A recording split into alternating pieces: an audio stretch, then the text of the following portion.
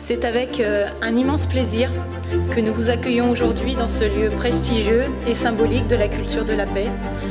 Alors il y a 5 ans, on avait juste une page blanche qui était pleine d'idées, d'intuitions. Et en fait, cette journée, c'est un petit peu la mue de cette page avec ses convictions. La création de cette fondation est un choix stratégique très important pour la Croix-Rouge française.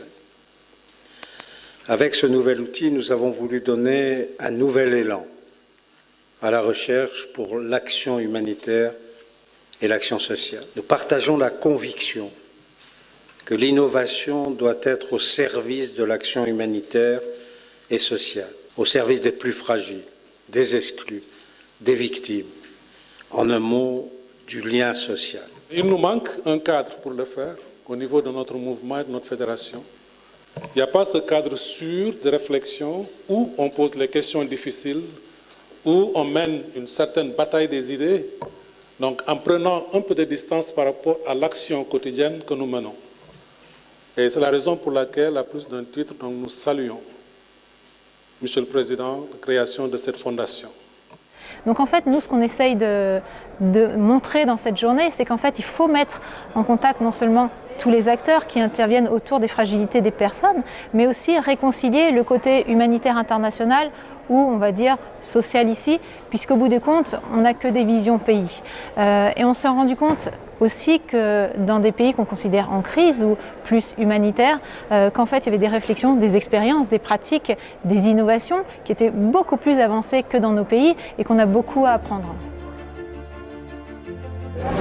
L'intérêt pour moi, c'est de pouvoir partager les résultats de ma recherche, et c'est très important parce que les résultats de la recherche en anthropologie, c'est souvent quand même les voix des populations elles-mêmes, des bénéficiaires, les voix qu'on n'entend pas forcément, et c'est de faire porter ces voix. Je me représente plutôt comme une espèce de porte-parole des petites voix à ce titre-là, et aussi de pouvoir échanger avec d'autres chercheurs, parce qu'on se rend compte qu'il y a beaucoup de problématiques transversales et de conclusions qui se recoupent concernant nos recherches.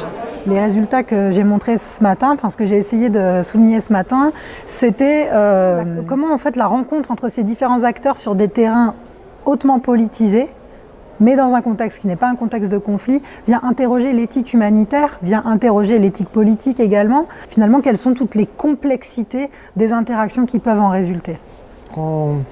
Lorsque j'ai exercé comme humanitaire, j'ai jamais pu exercer en tant qu'anthropologue. Et je me suis rendu compte que lorsque j'étais anthropologue, c'est-à-dire que je travaillais dans la recherche, ma voix ne portait pas dans le secteur de l'humanitaire.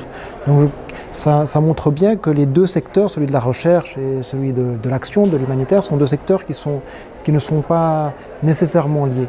Alors je crois que ce type de rencontre aide précisément à faire des connexions, faire des liens.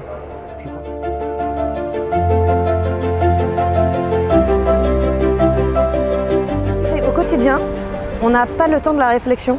On se retrouve beaucoup à devoir être dans de l'opérationnel immédiat, d'être dans des tâches quotidiennes. Et en fait, on a souvent la frustration de ne pas prendre le temps de la réflexion et d'être alimenté, notamment par des acteurs extérieurs. Parce que même si jamais on a des échanges et des discussions, elles vont souvent se faire avec des partenaires au sein de la Croix-Rouge française ou avec des partenaires d'autres organisations humanitaires qui ont un point de vue assez similaire et qui sont eux-mêmes tellement le nez dans le guidon qu'on a peu le temps de prendre le recul. C'est un vrai plaisir pour moi d'introduire ce débat sur, comme vous avez pu le voir sur le programme, porte sur les liens solidaires à l'épreuve des migrations. Aujourd'hui, je peux bien, dans mon intervention, quand on m'a demandé qu'est-ce que vous voulez dire, qu'est-ce que vous voudriez donc dire à cette assemblée, et j'ai dit, un réfugié, c'est une personne normale dans des situations anormales. La Croix-Rouge pour nous est restée l'espace de dialogue et le canal du lien. Pas le lien, c'était le canal du lien.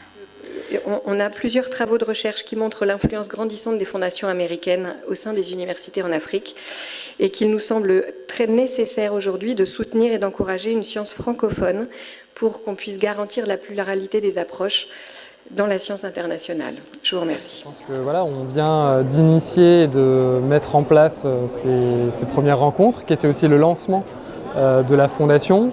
Et on va les reconduire chaque année avec de nouveaux chercheurs dont on aura et dont on souhaitera mettre en valeur les travaux de recherche. La Fondation, c'est vraiment ce trait d'union entre le monde académique et le monde des opérationnels de l'humanitaire.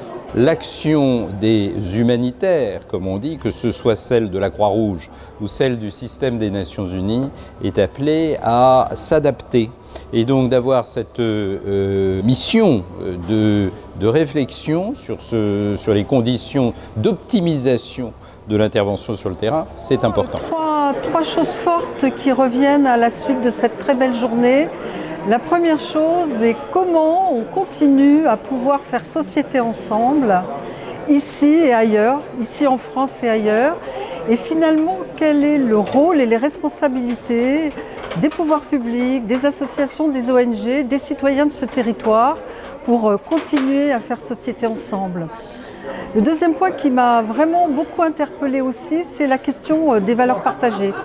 C'est-à-dire qu'on ne peut travailler que si on partage un certain nombre de valeurs qui sont les valeurs d'humanité, le respect de la dignité et peut-être quelque chose aussi qui commence à poindre et qui nous intéresse, nous, à la Croix-Rouge, c'est la question de cette éthique commune d'intervention qui fait en sorte finalement qu'on commence à se coordonner, qu'on commence à avoir le souci d'avoir des actions efficaces.